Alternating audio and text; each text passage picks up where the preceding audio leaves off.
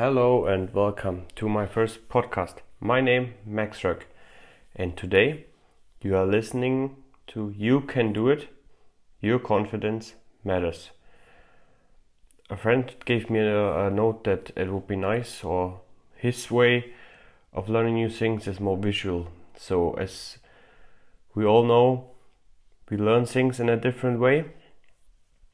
The way we consume things could be we listen to them as in form of a podcast or music or anything else we do listen to.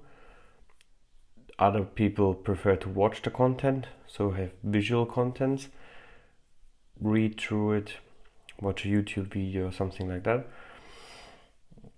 And other simply prefer to do it. So if they want to learn something, they have to apply it in their daily practice to become better to it. Therefore, I will put up a visual presentation along to the audio of that podcast so you can follow. So if you prefer to listen and watch, feel free to hop over to my YouTube channel. I'll watch it. The direct link to it I will put up in the show notes will be mr90.de/YTE 13. This podcast is about my journey from mediocrity to mastery, the learnings along the way I had, tips, tricks, as well as exercises to get ahead faster.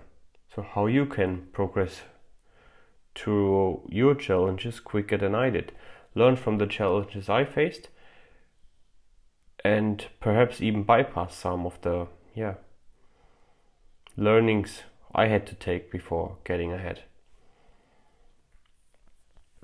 A small favor I would like to ask you before, if you are a previous listener, a returning listener, or perhaps you scrolled around, looked around the internet, went through the podcast app on your phone, regardless of which app it is you're using, and you came across my podcast and that's the first episode you're listening to, please listen through the full episode, and if there's something you can take out of it, please share this episode or any of your favorite episodes with 3 of your friends. It would be really appreciated, and if you do so, please also leave a review and rate this podcast on iTunes.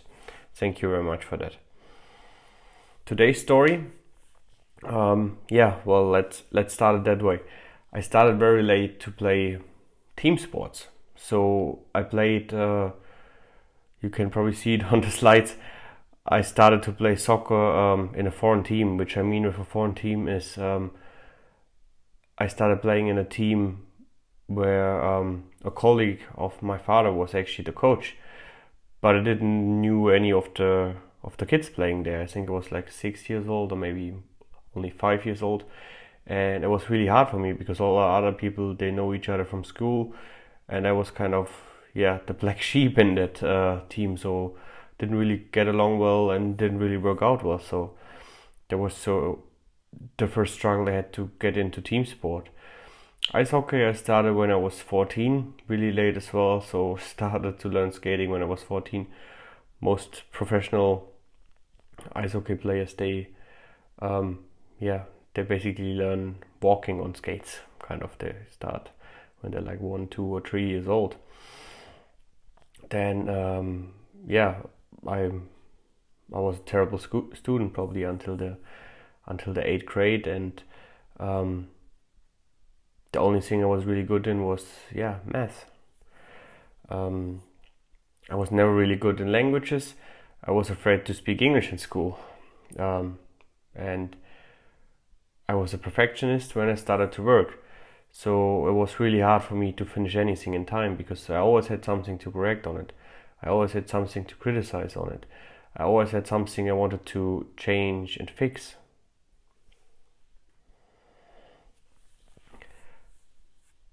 But what I did to kind of bring those experiences to the next level was I started playing soccer with friends from school, people I knew from school. I went to play in their teams, and it gave me a lot of confidence to play alongside with the friends I'm spending most of my time with, or at least like all school day with, and then in the evenings during practice as well. And although I wasn't really great in the beginning, it kind of pushed me really hard to be around my friends, spend weekends, the evenings together, and through all the practice and fun I had through that, it made it much easier, and I became much better than I used to be.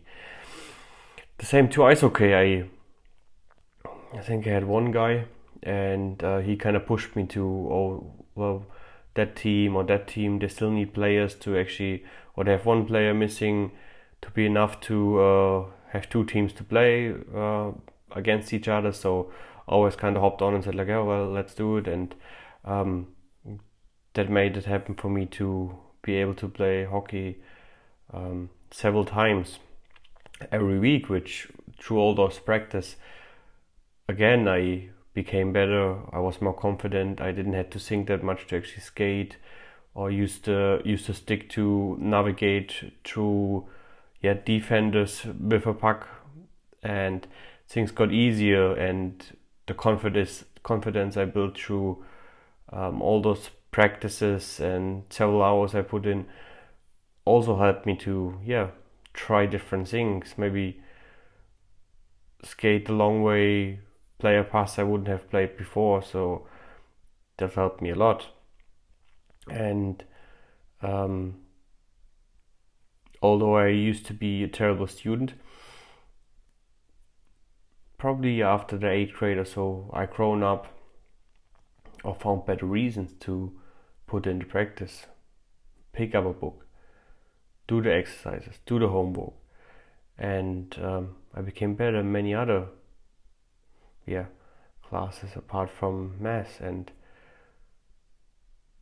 on the math side, where I was already good, I used that as a benefit, and I also went into different subjects like accounting and economics, where math was a benefit to me. I was afraid of speaking English in school. Sounds probably silly, but after school I started working in an American company.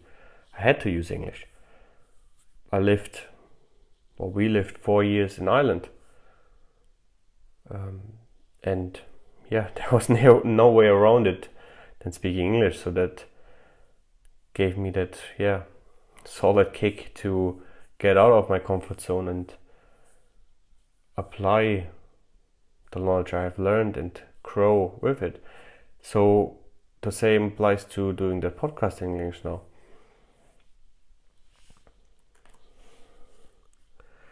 I was a perfectionist when I started to work. I never finished on time because there was always something I wanted to do better, something I knew I could do better. And similar to when I done the presentation, probably the first 2 slides were taking much longer than the rest of the presentation, because then I got to that slide which said I'm a perfectionist, and although the work might not be perfect to me, it's a really, really high quality or high standard to somebody else. So I keep working on it and brought it to a point where I think it's ready to start and ready to be shown. So if it's not perfect to you, it doesn't mean it's not perfect to somebody else. And if you don't share it, nobody will be able to give you feedback, and you will never know if it is a really high quality to somebody else. So confidence is power. Confidence is really important today. Confidence is nothing we get when we are born. Confidence is something we kind of grow into by doing the things we don't like, by doing the things we haven't done before, by repeatedly doing them and become better with them. And through the progress, we grow, we learn new things, and we know we can learn new things, and we can do things better than we have done before. and through that we also get new opportunities. If the whole life we would have always only done what we have done before, there would be nothing would have ever done in our life. When we are born, we have never breathed the air before. So if we wouldn't have done that, nothing would have happened thereafter. So you have to do the things you haven't done before in order to get somewhere. We're not supposed to stay the same. We have to change, grow, adapt, and you learn things. And the way you can build up your confidence, there are 9 ways to be more confident I want to talk you through. And to be honest, credit where credit is due, that idea actually used from an Instagram post from my girlfriend. If you want to check out her Instagram profile, it's instagram.com/Stephanie Ilona, Stephanie with PH. If you're on the visual of that audio on YouTube as well, you can see the link on the screen right now. If not, I will also put it on to the show notes. So just look through the show notes when you've listened to the podcast and when you've shared the podcast, and have a scroll through. They're really insightful posts on it, and something I always enjoy reading through. And I'm pretty sure there will be more posts I will use or which I get inspired from to be putting up as an audio and putting into my podcast format. So thank you for that. So as I said, the 9 ways to be confident. Number 1, stop comparing. Secondly, spend more time with positive people. Number 3, smile more around people. Plan ahead, set the challenges to achieve. Stop apologizing. Say no. Don't assume the worst. Speak up. Body language and demeanor. Stop comparing. So what do I mean by that? You shouldn't compare yourself to others. I recently, I think it was either Facebook, Instagram, I saw a picture from Jeff Bezos, the richest person in the world, the CEO of Amazon. And the picture was showing him in an office, in his first Amazon office. It shows him with like those really old computer screens, really shady old office, nothing fancy at all. And the headline of the post was, "Don't compare your first level to somebody else's 20th level." So if you compare yourself with someone who has already achieved something you want to achieve, don't assume because you can't see the struggles and the challenges that person has been through to get there. So everything which will happen for you along the way has a reason to be able to become that person. So make sure you keep that in mind and don't compare yourself with others. Secondly, spend more time with positive people. You probably have heard a million times that you are the average of the 5 people you surround yourself the most with. And that's true. If you surround yourself with happy people, you are happy. And happiness makes us work harder.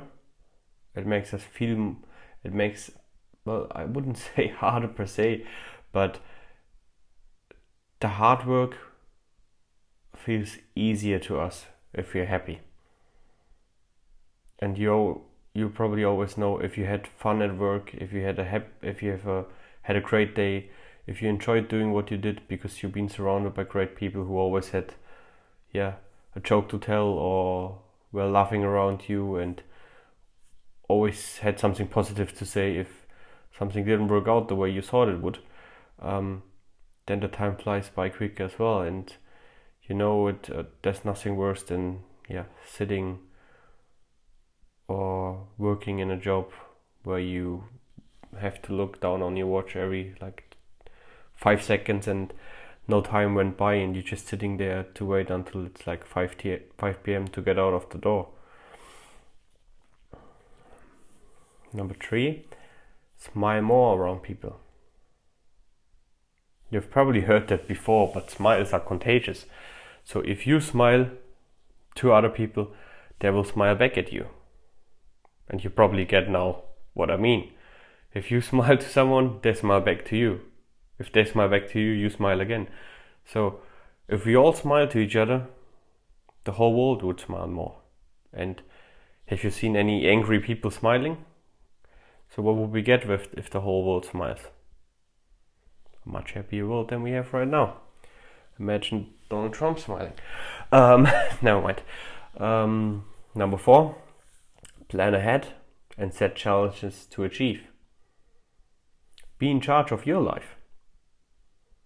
It's your life. So if you don't plan your life, if you don't set the challenges you want to achieve, you just, a figure in someone else's life, not in your own. So overcome fear, scarcity in a playful manner. If you're afraid of something, if you're scared of something, make it your challenge.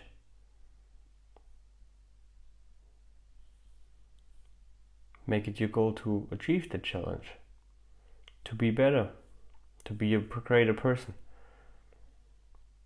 And don't take the biggest challenge you have and try to overcome that straight away. Take that challenge and break it down in small steps. If you want to jump down on like the 10-meter tower in your swim bath, don't start with the 10 meter. Maybe do the 1 meter first. Do the 3, 5, 8, 10. So try to get there in small increments. Don't take the huge leaps, because they are the ones we can't take straight away. So if we do small little steps constantly every day, we will be able to reach those big challenges. But if we don't plan for them, nothing ever will happen. Number 5, stop apologizing. I know so many people, they apologize for everything, but the most of the things they apologize, it's not their fault, it's nothing they have done wrong. And I think that also applies in a work environment. If someone doesn't like what you show them, don't apologize for them. It's not your fault that they don't like what you show them. You did it the way you think it's right, and there's no right or wrong. Misunderstandings are totally normal. Things can be changed and corrected if it's not the way they like it, especially if you're in a customer facing position. And although communication should have been so easy nowadays with all the tools we have, like emails, WhatsApp, Skype, a telephone, should be so much easier than they used to be. But communication seems more complex, harder to communicate, much more political to communicate than it used to be years ago. So misunderstandings are normal. It's nothing you have to be afraid of. And many inventions of our time did happen by accident. Coca-Cola was made by accident. Penicillin was made by accident. A microwave was invented by accident. And many other things. So don't be afraid of doing something differently. We will never know if something great comes out on the other side if we do something the way nobody ever did.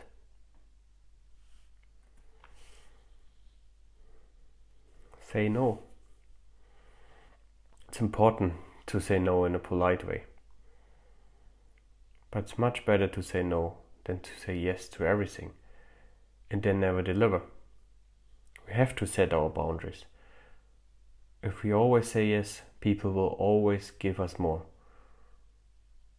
People will try to put off their workload or the things they don't want to do onto us. And if we say yes, they will succeed. And we can only deliver the best quality of our work and be happy with the level or the standard of work we perform if we say no often enough. Because if we want to do everything, we're not able to finish anything. And if we don't finish anything, there's nothing we can be proud of. So you have to say no in order to achieve something. Don't assume the worst. You have to know how people see you, and don't assume. Do you know what assume makes us? It's actually something I heard from a colleague when I was on a business trip in Barcelona. And since then I'm actually really careful with using the word assume, because he said it right. And if you're on the visual on it, you can see it in the presentation. I put it in brackets. Assume is spelled A-S-S-U-M-E. So if you put the first three letters, it says as. Then we have you and me. So assume makes an S out of you and me. So don't assume. In order that we don't have to assume, we have to ask. So if you want to know what people think of you and the way they see your work, then ask them. Ask them for feedback. And that's what I have received when I have done my first presentation with a customer as well. I have received my feedback, and the feedback helped me. The feedback gave me or showed me where I had to improve, and it was the ability to talk through and be confident in the way what I want to show, but also to be able to retrace and say and admit if there's something I don't know and I have to look up, research, and then come back with an answer. And that's something we also have to do in today's world with Google and a smartphone at every arm's reach, almost 24/7, probably 24/7. There's few things we know straight away, and if we say something we are not sure of, there's always someone around who will be straight away able to fake check those things. So we have to make sure to say the right things and don't second guess. So if you're not sure, we just have to admit that we are not sure right now, and we have to check and then come back with a proper and professional answer. Speak up. If there's something we have to say, we have to simply say it. If we don't say it, we are not heard. And we are not heard, nothing can happen. We can never get what we want because we have never told someone what we want. So if you're afraid of speaking up, remember that another perspective will always add value. It doesn't have to add value to the person you're saying it straight away, but there might be other people around that just think a other way through what you just added. And if you are not sure, just say it. You will always start a conversation. And if you get involved through that conversation, again, there's something you can learn from. You be involved and you can improve or see things from a different perspective as well. Sometimes, or at least for me, I only have to speak up and say things out loud to kind of get my brain working. And sometimes if I have a challenge, if I speak it out to somebody else, I can already solve it straight after I have spoken about it. It's just the way my brain works. Strange way. Maybe the other people, their brain works the same way. I would love to hear from you. So please reach out to me. Number 9, body language and demeanor. So pay attention to yourself. Be aware of your appearance. Again, probably something I already said with the feedback. We have to be self-aware to improve. If we're not aware of what we do, the way we speak, the way we appear to colleagues, to customers, to friends, to family, if we don't know that, if we're not aware of that, if we can't see that, and if we don't get the feedback, we don't know if we have to improve in certain areas. So just one small thing, if you look at a sad person, how does the person look like? Where are their shoulders? Are their shoulders back, or are they more in front and the head down, or is the head up? How does a sad person breathe? Is it more shallow, or is it more deep? So if you smile, just try to smile. Your shoulders are automatically going back, your head goes up, and you breathe in deeply. So if you want to be more confident, more happy, just do that before you go into a meeting. Look in the mirror, straighten your back, put back your shoulders, breathe in deeply a couple of times, smile, and you will see you feel much better as well. So to wrap that up, we're going through the 9 rules again. So if you put at least a few of them into your daily routine, you will see your confidence will build up and things will become much easier for you, because your confidence matters. So stop comparing yourself to others. Spend more time with positive people, and if you are the first positive people around a lot of negative people, they will get tired of telling their negative stories if you always come back with something positive. Do that for a while, you will be surprised how positive they will become. Smile more around people, that's the same. If you smile around people which are usually grumpy, you'll see how quickly they will change, because they don't want, if they can't pull you down, you will pull them up eventually. Plan ahead, set challenges to achieve. Just plan ahead for the next day, maybe, or in the evening, or in the morning, or for the next week on a Sunday, and you will see how much control you will feel of your life. Stop apologizing. That's something I've probably not said before. If you fuck up something, well, you have to apologize. But for something which is not your fault, and for something we sometimes apologize for things which aren't even having, there's nothing to apologize for. It's just in so much in our, it's kind of a habit to us that we apologize for almost everything, but for most of the things we don't have to. So apologize when it's due, don't apologize when it's not. Be polite, but don't apologize for everything. It's not your fault that other people have their own opinion. Say no. Put out clear boundaries. Do the things you want to do. And if you have too much on your plate already and you're not sure how to get that done first before saying yes to something else. Don't assume the worst. Well, be more positive.